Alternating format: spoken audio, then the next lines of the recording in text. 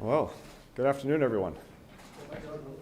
Seems somewhat surreal being back in the building after the election period. It's been so long of campaigning, I'm kind of like, what do we do now? But no, in all seriousness, I'm actually just thought I would start off just talking a little bit about the campaign. You know, I think for us as the Conservative Party of British Columbia, it was, quite a major accomplishment. A year and a half ago, we had, 2% in the polls and no MLAs. And so then I joined the party in February of 2023. We went through, Bruce Bamman joined us in September of 2023, giving us official party status. And from there, we continued to grow support across the province, culminating now in the largest number of Conservatives elected in British Columbia's history. Certainly the first time that there has been a Conservative elected in the legislature since 1978. Some of the other accomplishments we did as the Conservative Party is we actually have the first black woman who has been elected since 1972.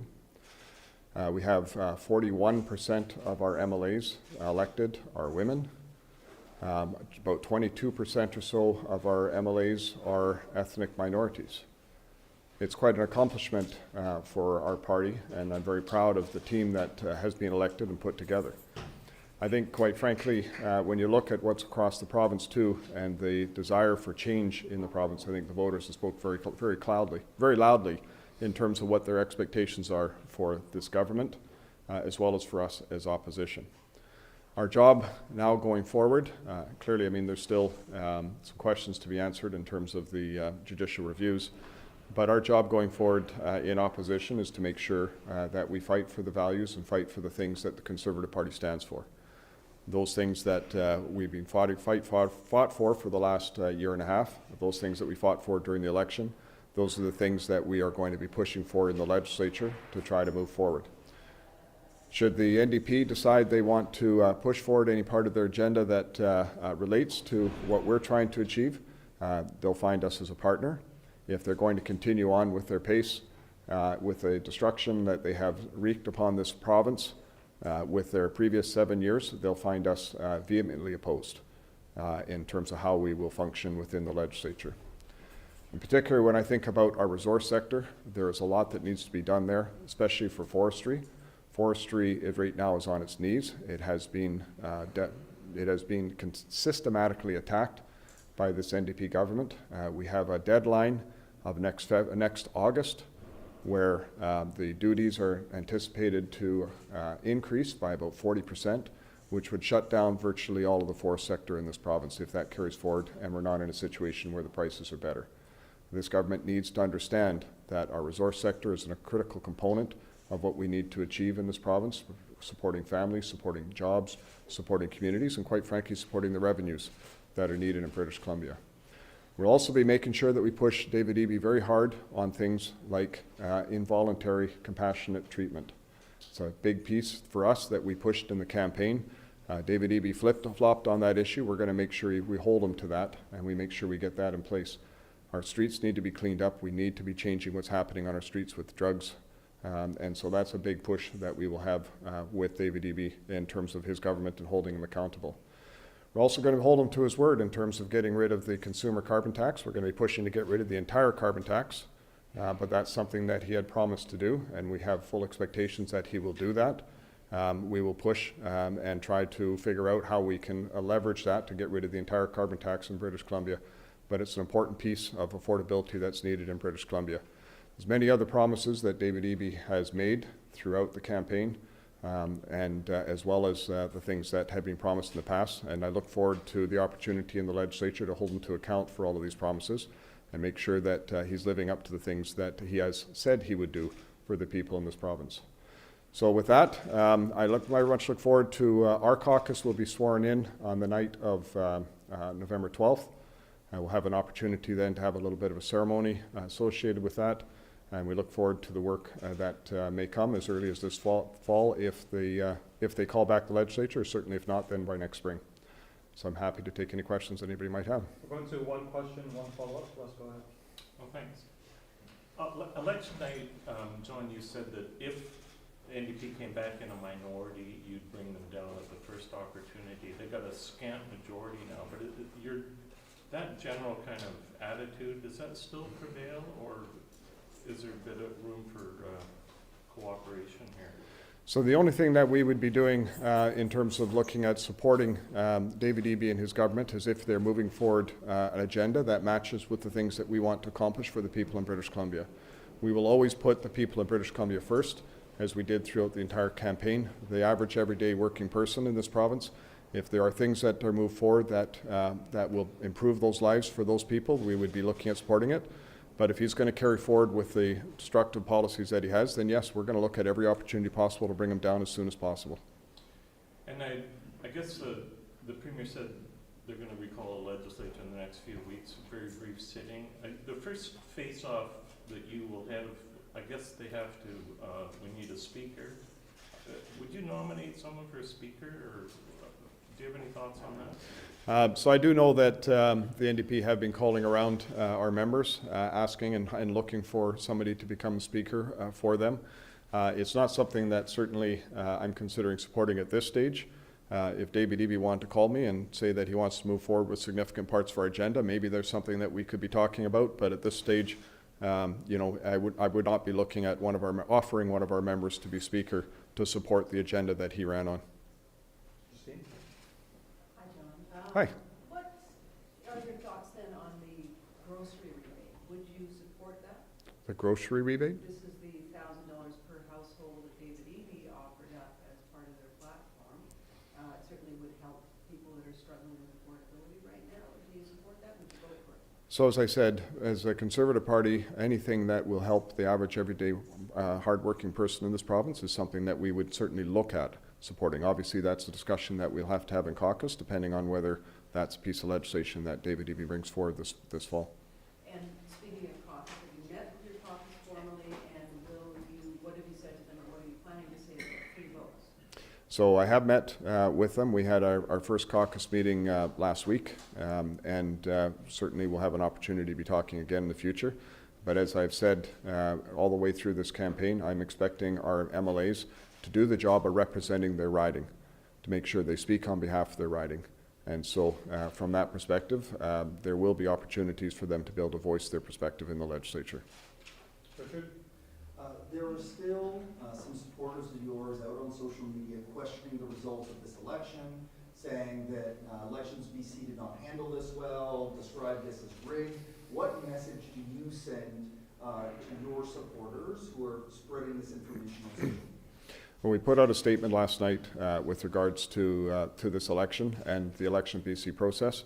We accept the results of Election BC. We want to thank the people in Election BC. I know the people working there worked hard to try to achieve the counting and the process that needed to be done. So I want to thank them for that. But as the Conservative Party of British Columbia, we accept these results and we look forward to the work that we have in front of us. But what do you say to people who continue to spread this information through social media? Like, what would you say directly to that? People have the right to say what they're going to say. From a Conservative Party perspective, from my perspective, we accept the results that have been presented to us from Elections BC. Certainly not the results that I want to see.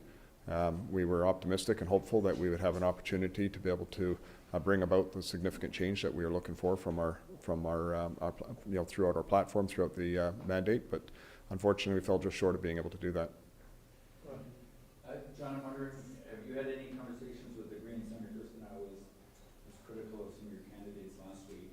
I'm wondering, the dynamics have shifted a bit with yesterday's results, but have you had any discussions about a partnership with them? No, so I had just one conversation with Sonia last week. Talked about what we could potentially be doing and what we could potentially work on together. Of course, we said that, you know, that would be pending the results, but I have not had an opportunity to talk to her since the results have been done. By way of follow-up, you indicated, if I understood you correctly, you would not encourage any of your candidates to accept an offer to, you know, be Speaker of the House, but you know that some of them have been contacted. Are you worried that you might lose an MLA to either crossing the floor or being lured to become the Speaker of the House? I'm not too worried. I mean, from the caucus meeting we had, people are pretty upbeat and optimistic about the work. They are very proud of getting elected, being part of the Conservative movement that has been created in this province. I mean, it has been really since the 1930s, since there was any sizable amount of conservative caucus in the legislature. And so they're part of making that history in British Columbia, and I think they're very proud of it, and certainly I'm proud of all of them. Alec? Circling back to free votes, you said that, you've long promised that candidates and MLAs would be people who are riding before the party. Just wondering if that will carry on into the legislature, and how much leash will MLAs have when it comes to expressing their free vote in the legislature? Well, certainly there's standards and values that we have as a Conservative Party of British Columbia, but one of those is that people's number one priority will be to represent their riding. And so we'll uphold those standards. Yeah, by way of a follow-up, in terms of, shared policies, you said that you work with the NDP. If there's something that they bring forward that you believe is also needed, what are some of those ideas in terms of public safety, affordability? Those are things that David Eby has mentioned. Do you see room to work with the NDP on some of those priorities? Well, it's interesting that David Eby's talked about public safety, given that has certainly not been a priority of his government with the runaway crime that we have seen in British Columbia. If he is interested in pushing the federal government for things like guaranteed minimum sentencing and bail reform, those are things that I'd be supporting to do. If he wanted to bring additional judges into the system and create an avenue for being able to take these prolific offenders off the street and get them through the criminal system as fast as possible, that's certainly something I would be supporting should they move forward with doing this type of an approach. When it comes to doing anything that is going to help the average everyday person in this province, like getting rid of the carbon tax, those are the sort of things that I would be more than interested in supporting. Dirk? Since the election, I'm wondering what your mood is. Are you still looking for blood, or are you looking to maybe be a bit of collaborator? I can say that, like I say, coming out of the election, I'm very excited about what we've achieved. I'm very excited about who we are as the Conservative Party in British Columbia. And we have done something that nobody has done in Canadian history in such a short period of time. And so I'm very proud of that, and very proud of the work that I know that we are going to have in front of us. So I come out of this election disappointed that we didn't form government, but optimistic in terms of the work that we have to do, and very much actually looking forward to getting at it and holding this government to account. Right, and I'm just thinking, how can you actually even be talking to the Greens if you guys are so opposite? They want the carbon tax, you don't want the carbon tax, you want LNG or resource things to continue, they say don't do it anymore. How can you even be talking to them? Well, there's always places where people from different perspectives have an opportunity to find common ground. And so that's the sort of thing that we would look for. And after all, that was a big part of who I was when I was kicked out of the BC Liberal Party. I kept working on what we wanted to achieve, building up that coalition within this province, inviting people to come over and join and be part of it. We kept moving people over, adjusting as we went through, and those values that we brought forward with the election. And so there is some room in terms of some of the things that I think they would like that we could potentially work together on. Obviously, there's many things that we are in a disagreement with as well. You referred to the NDP as having some destructive policies. Would you try and turn back things like short-term rental and the SOGI program, or are you just sort of waiting for them to set a direction and then oppose what you don't like as they go? I think what you'll see from the Conservative Party is we will likely be bringing forward some private member bills, pushing forward some of the things that we think need to be happening in British Columbia, and looking for those opportunities to push the government in the direction that we've been campaigning on and wanting to see. And specifically on the SOGI, are you going to be pushing for parental involvement more than is presently? Absolutely.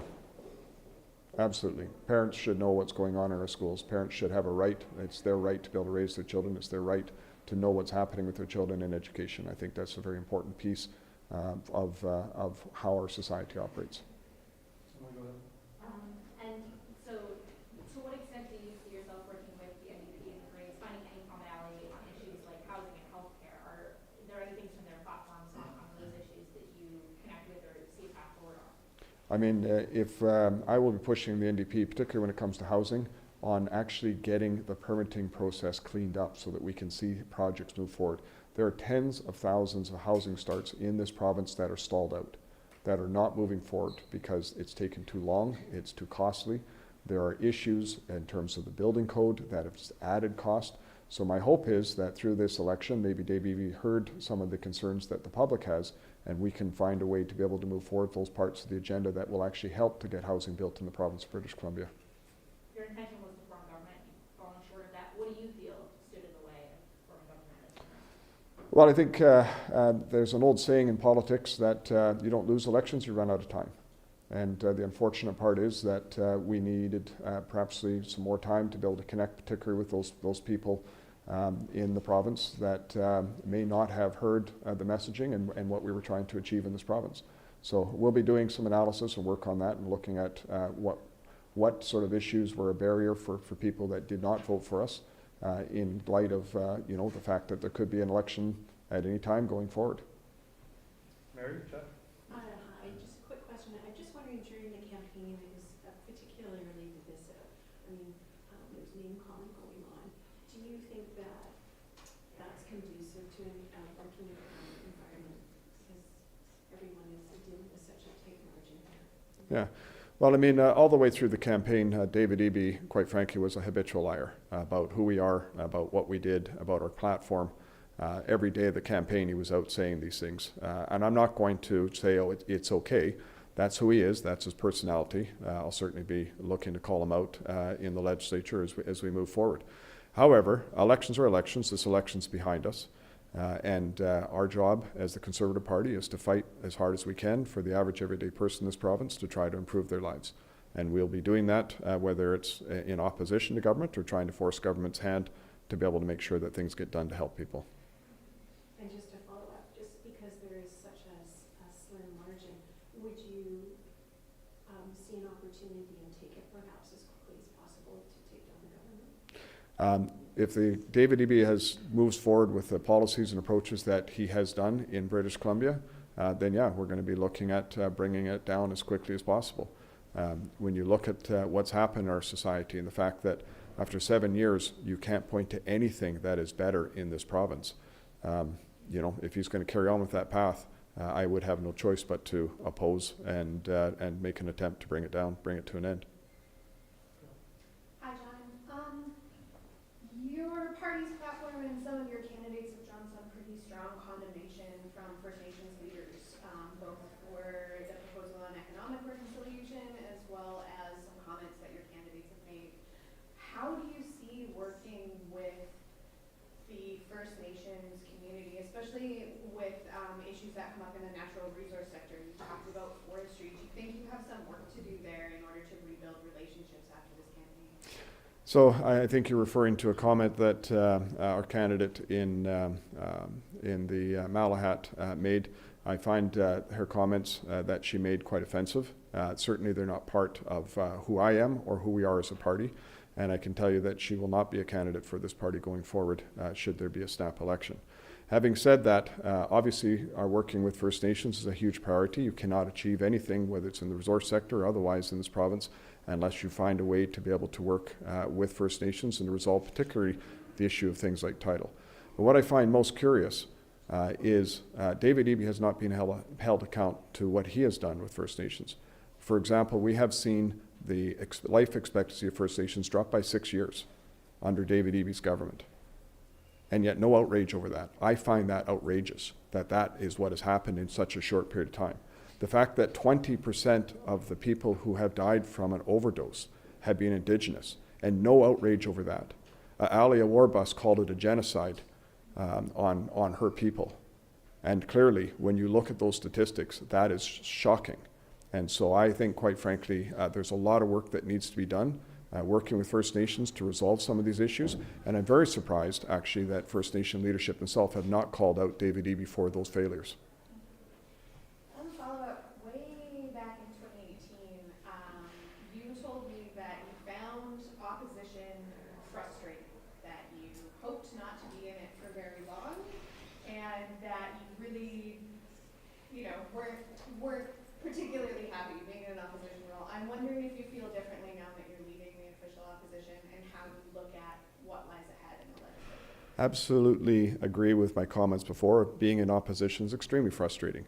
Because when you see what a government does, and particularly, I'll use the forest sector example again, when you see people losing their jobs, when you see mills closing down, when you see the damage to families and communities, and know that all you can do is point a finger and complain about it, that is frustrating.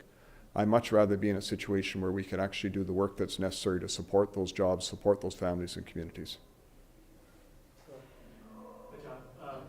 So, you mentioned some of the comments that were revealed this weekend from the candidate for MLA. Have you spoken to some of the MLA elects about the messaging going forward, or is there anything that you're going to do to try to, sort of prevent those sort of comments from being made in the future? Well, I mean, at the end of the day, people can say what they want to say. My perspective, though, is as the Conservative Party of British Columbia, we have values and we have standards that we need to uphold for the people in this province and for who we represent. We also need to make sure that we recognize that we are a big team. And so, for example, I talked very closely with Alia Warbus about those comments and about the sort of process and what had gone on. I know that Alia, as well as Chris Sankey, have talked to Marina about the inappropriateness of those comments as well. And you've said over the past week or so a couple times about wanting to bring down the government at your first opportunity. Do you think people of BC have the appetite for another election right now? I don't believe they do, no. I don't believe they want to go to another election right away. Clearly, we have had an election. Elections are very divisive, they're very expensive, they're very problematic. However, when I look at the damage that has been done by David Eby, if he's going to carry on with that path, then I would have no choice. Any other questions? Go ahead. Yeah, you talked earlier about your MLAs being free to speak their minds, and I just wanted to get clarity on how far that extends. Will Conservative votes be whipped, or will they be free to vote their conscience on everything? There may be some issues that we do whip.